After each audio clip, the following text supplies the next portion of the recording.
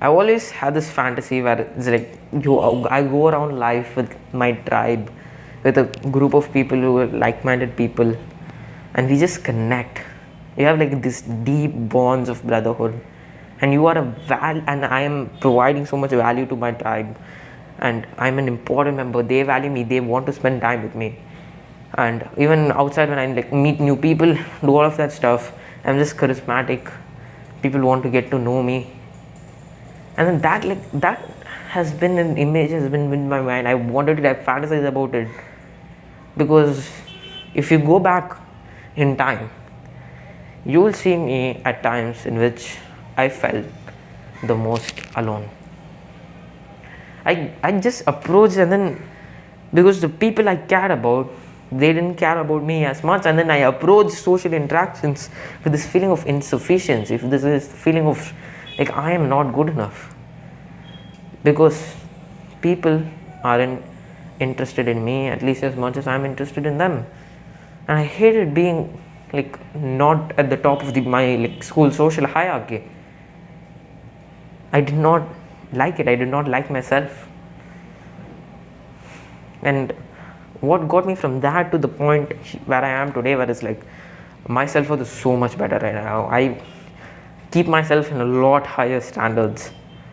I am able to actually like connect with people, speak with people. Comparing that to this, that's like huge progress. That's like amazing, insane level. And I want to take that like, okay, you don't appreciate yourself that much. You don't like feel proud of yourself that much when you're constantly striving. But I want to feel that right now, because looking at the progress I've made, now I can speak to people. Sure, okay, I definitely have to improve. I definitely, my social skills, speaking with women, speaking like meeting new people, approaching and facing fears, all that has to improve. I get it. But I've grown so much as a person, and that growth started with the realization that how people treat you don't have to be how you measure your own self-worth. Because when like people weren't interested in me, my default assumption is that my social skills is not good enough. If my social skills were like amazing, they would be interested in myself, and that was half logical. Yeah, that was like logical. But the thing is, people who you are being treated as right now isn't just who you are as a person right now. You're like, if you grow as a person, if you like suddenly have insane social skills, people are still going to treat you the same way, because that's how they see you in their eyes. Thing number one. Thing number two is that people don't actually fully see who you are as a person. They don't. It's just how you present yourself in front of people. It's a skill, and that skill can be improved as your self-worth improves, as you stop like restraining yourself with fears. That skill can improve as you develop yourself as a person, and I'll talk more about that later. And the third thing is, just because like at the time when I was feeling lonely, it wasn't like everybody hated me, everybody disliked me. It was just a group of people, and I wanted that validation of that group of people. It was like the group of boys, and then they did not like me for some shitty reason, and then my friends also became part of that, and then it was a big amount of people, but it was not everybody, and it was not even a majority, okay?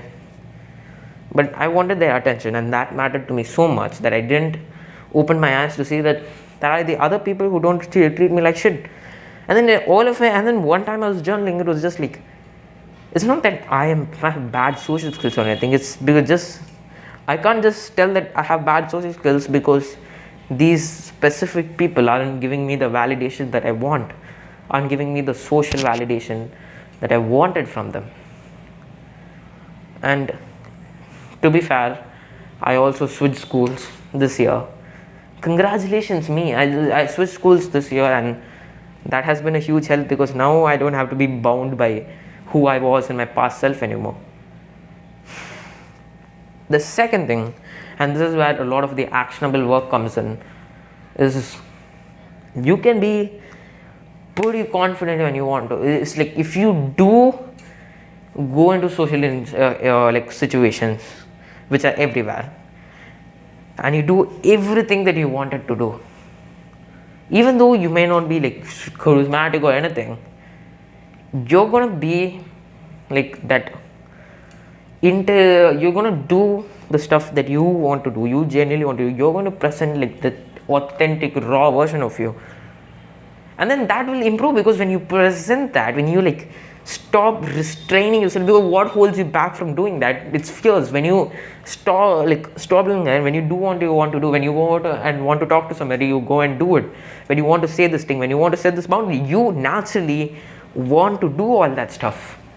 And when you go out and do it, it's like negative, like fearing. You don't do that because you fear the negative consequences which may happen. When you stop fearing that and you go out and do it, even if they happen, your subconsciously is like, subconsciously you learn from it. That's how your brain is wired. You don't have to go out and criticize, oh shit, it felt so bad. No, it just happens automatically in your brain, where it's like, this went bad, this situation went good, and you just get like socially calibrated. But what's preventing you from just going out there and authentically like showing yourself? It's fears. You fear that people may judge you. You fear that what will people think about me? You fear judgment, you fear conflicts, you fear all of these things, and you have to face these fears. You have to face the fears that are holding you back. I'm not telling once you face these fears everything will be alright, but it does help so goddamn much. Even now, like after like improving so much, I'm still trying to face my fears and overcome them in social interactions, because it's a long process. I'm not telling you just do it once and it will all be over, but it's a process which eventually starts to change you as you go out. And I did a lot of like social anxiety challenges and stuff, trying to face my fear. I said, like, the stuff which will change your life the most are the things which you are resisting the most. Ask yourself, in terms of social interactions, you know the kind of person that you want to be. What are the stuff that I'm resisting the most? And then I just got a few stuff, and that just invoked, I just wrote down a few things. A lot of things are that actually. And there's some of them, some of them invoked a lot of fear. Maybe this could be going out to a park, pulling up your phone, and just speaking, like shouting your full voice, telling something. And then people will like look at you, what's wrong with that guy? And then some of them, your heart rate, it will invoke so much fear in you. For some people, it may be going to the shop and asking for free stuff. Just being like, can I get that item for free? Politely, you smile and all of that stuff, but still, can I get that item for free? Facing rejection, facing that conflict, facing people looking at you, thinking weird about you. And then I just did a lot of these things. Maybe like you want to be the kind of guy who can write idiot on top of his forehead and still go out into social interactions and like face that fear and be yourself and dominate that social interaction. I have a lot of work to do, but I'm telling you, that is how you improve your social skills, by literally thinking about the stuff that you fear, going out and facing them and doing it. Start with what you can and move up from there. I hope that will help you how much it has helped me to grow as a person.